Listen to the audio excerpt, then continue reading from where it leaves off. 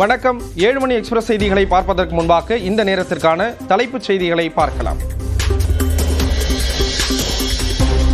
தமிழ்நாடு யாருடன் போராடும் என கேள்வி எழுப்பிய ஆளுநர் RN ரவி, மக்களால் தேர்ந்தெடுக்கப்பட்ட அரசுகளை நெருக்கும் ஜனநாயக விரோதிகளுக்கு எதிராக போராடும் என முதலமைச்சர் ஸ்டாலின் பதில்.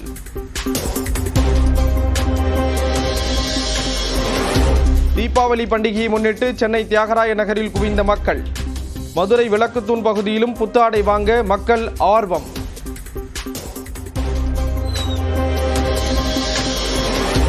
சென்னையில் தியாகராய நகர், தேனாம்பேட்டை உள்ளிட்ட இடங்களில் கனமழை. புறநகர் பகுதிகளில் பெய்த மழையின் காரணமாக குரோம்பேட்டையில் கடும் போக்குவரத்து பாதிப்பு.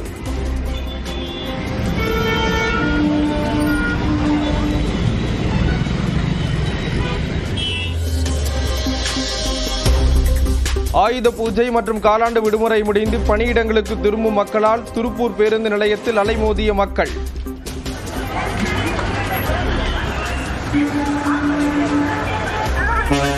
நெல்லையில் அந்தியோதயா ரயிலில் தரையில் அமர்ந்தபடி பயணித்த மக்கள்.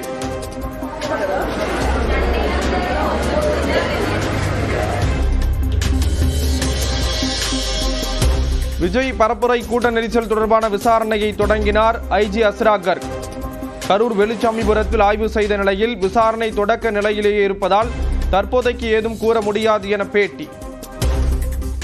இப்போதைக்கு இந்த கேஸை நாங்கள் இப்போ தான் ஸ்டார்ட் பண்ணதுனால தொடங்குறதுனால விசாரணை இப்போதைக்கு ஃபர்தர் டீட்டெயில் இப்போதைக்கு ஒன்றும் ஷேர் பண்ண முடியாது, சொல்ல முடியாது.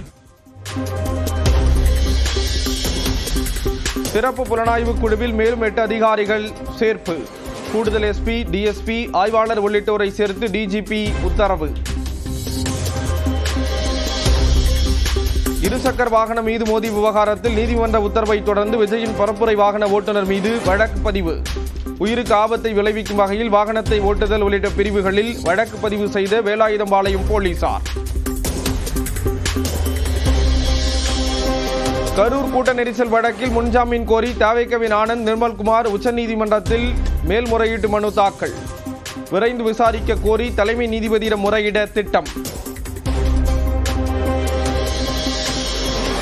விபத்து நடந்த நேரத்தில் தவேகவை கூட்டணிக்கு அழைக்கிறார் எடப்பாடி பழனிசாமி. அமமுக பொதுச் செயலாளர் TTV தினகரன் குற்றச்சாட்டு.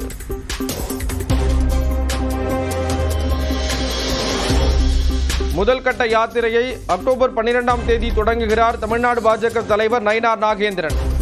மதுரையில் தொடங்கும் யாத்திரையை பாஜக தேசிய தலைவர் JP நட்டா தொடங்கி வைக்கிறார்.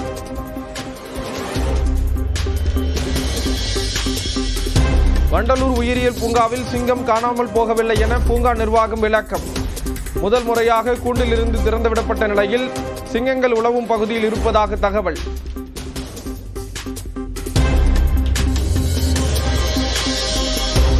மேற்கு வங்கத்தில் கொட்டி தீர்த்த கனமழை மற்றும் நிலச்சரிவில் சிக்கி 18 பேர் உயிரிழப்பு. குடியரசுத் தலைவர், பிரதமர் இரங்கல்.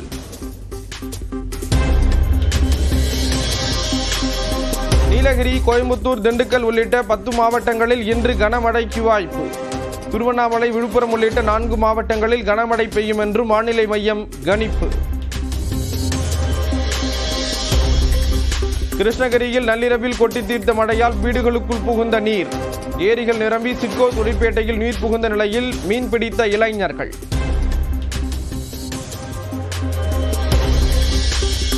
ஆந்திராவின் கிருஷ்ணாபுரம் அம்மப்பள்ளி அணையிலிருந்து 600 கனஅடி நீர் வெளியேற்றம். தமிழக எல்லையில் கொசஸ்தலை ஆற்றில் தரைப்பாலத்தை மூழ்கடித்தவாறு செல்லும் நீர்.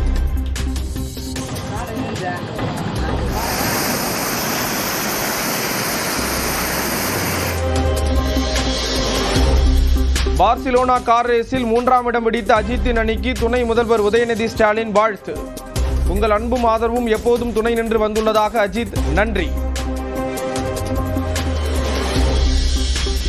பீகாரில் வேட்புமனு தாக்கல் செய்யும் கடைசி நாளுக்கு 10 நாட்களுக்கு முன்பு வரை வாக்காளர் பெயர் சேர்க்கவோ நீக்கவோ வாய்ப்பு. 2 நாள் ஆய்வுக்கு பிறகு பாட்னாவில் தலைமை தேர்தல் ஆணையர் ஞானேஷ்குமார் பேட்டி. மகளிர் உலகக்கோப்பை தொடரில் பாகிஸ்தானுக்கு எதிராக இந்திய அணி நிதான ஆட்டம். 48 ஓவர்களில் 225 ரன்களை கடந்தது. தொடர்ந்து 7 மணி எக்ஸ்பிரஸ் செய்திகளை பார்க்கலாம்.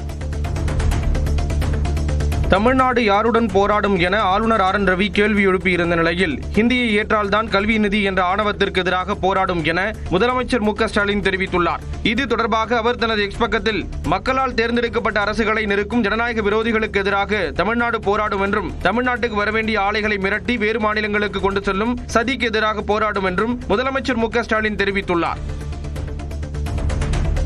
தீபாவளி பண்டிகை நெருங்கும் நிலையில் சென்னை தியாகராய நகரில் புத்தாடைகளை வாங்க மக்கள் குவிந்தனர். உஸ்மான் சாலை, பாண்டி பஜார், ரங்கநாதன் தெரு உள்ளிட்ட பகுதிகளில் உள்ள துணிக்கடைகளில் மக்கள் கூட்டம் அலைமோதியது. பண்டிகையை முன்னிட்டு புது ரகங்களில் ஆடைகள் குவிந்த நிலையில் அதனை வாங்க மக்கள் அதீத ஆர்வம் காட்டினர்.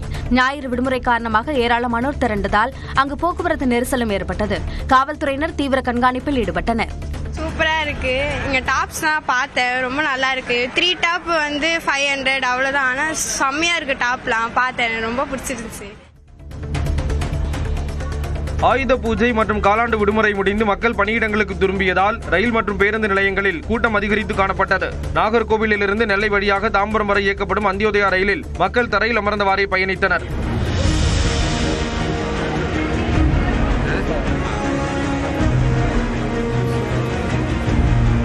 இதேபோல திருப்பூர் பேருந்து நிலையத்திலும் மக்கள் கூட்டம் அதிகரித்து காணப்பட்டது.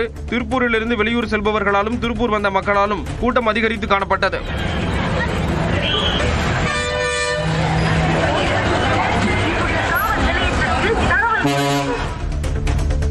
கரூரில் தாவேக கூட்ட நெரிசல் நிகழ்ந்த இடத்தில் சிறப்பு புலனாய்வு குழு ஆய்வு செய்தது. வழக்கு தொடர்பான அனைத்து ஆவணங்களும் வடக்கு மண்டல ஐஜி அஸ்ராகர் தலைமையிலான சிறப்பு குழுவிடம் கரூர் நகர காவல் நிலையத்தினர் ஒப்படைத்தனர். தொடர்ந்து கூட்ட நெரிசல் சம்பவம் நிகழ்ந்த இடத்தில் சிறப்பு குழு ஆய்வு நடத்தியது. பின்னர் செய்தியாளர்களை சந்தித்த அஸ்ராகர் நெரிசல் விவகாரம் தொடர்பாக விசாரணையை தொடங்கி இருப்பதாகவும் 2 எஸ்பி, ஒரு கூடுதல் எஸ்பி, 2 டிஎஸ்பி, 5 இன்ஸ்பெக்டர்கள் அடங்கிய குழு விசாரணை நடத்தி வருவதாகவும் தெரிவித்தார். கரூர் நெரிசல் வழி விவகாரம் தொடர்பாக விசாரணை நடத்தி வரும் சிறப்பு விசாரணை குழு தலைவர் ஐஜி அஸ்ராகர் மாவட்ட எஸ்பி அலுவலகத்தில் விவரங்களை கேட்டறிந்தார். கரூரில் விஜய் பரப்புரையின் போது கூட்ட நெரிசலில் சிக்கி 41 பேர் உயிரிழந்தனர். இதுகுறித்து விசாரிக்க வடக்கு மண்டல ஐஜி அஸ்ராகர் தலைமையில் சிறப்பு புலனாய்வு குழுவை அமைத்து உயர்நீதிமன்றம் உத்தரவிட்டது. இந்த குழு கரூரில் விசாரணையை தொடங்கியது. தொடர்ந்து அங்குள்ள சுற்றுலா மாளிகையில் அஸ்ராகர் தலைமையிலான குழுவினர் ஆய்வுக் கூட்டம் நடத்தினர். பின்னர் மாவட்ட கண்காணிப்பாளர் அலுவலகத்திற்கு சென்று விவரங்களை கேட்டறிந்தனர். தாவேக தலைவர் விஜயின் பரப்புரை வாகன ஓட்டுநர் மீது வழக்கு பதிவு செய்யப்பட்டுள்ளது. நாமக்கல்லில் பரப்புரைக்கு சென்றபோது இருசக்கர வாகனத்தில் வந்த இளைஞர்கள் மீது மோதியதற்காக விஜயின் பரப்புரை பேருந்தை பறிமுதல் செய்யாதது ஏன் என சென்னை உயர்நீதிமன்றம் கேள்வி எழுப்பியிருந்தது. இதனைத் தொடர்ந்து வீடியோ காட்சிகளை ஆய்வு செய்த காவல்துறை உயிருக்கு ஆபத்தை விளைவிக்கும் வகையில் வாகனத்தை ஓட்டுதல் உள்ளிட்ட பிரிவுகளில் விஜயின் பரப்புரை வாகன ஓட்டுநர் மீது வழக்கு பதிவு செய்தது. விஜயின் பரப்புரை வாகனத்தையும் பறிமுதல் செய்ய காவல்துறை திட்டமிட்டிருப்பதாக தகவல்கள் தெரிவிக்கின்றன.